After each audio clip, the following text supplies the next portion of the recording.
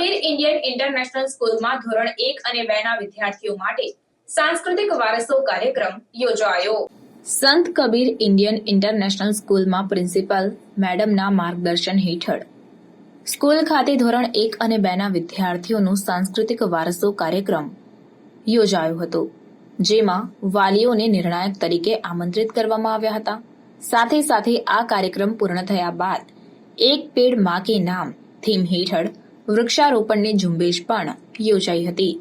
આપને જણાવી દઉં કે સ્ટુડન્ટ કાઉન્સિલ સહિત દરેક સહભાગીઓને જવાબદારી અને પ્રકૃતિ પ્રત્યે પ્રેમની ભાવનાને ઉત્તેજન આપતા ઘરે લઈ જવા માટે એક છોડ પણ આપવામાં આવ્યો હતો। એકંદરે આ કાર્યક્રમ ખૂબ જ સફળ રહ્યો હતો।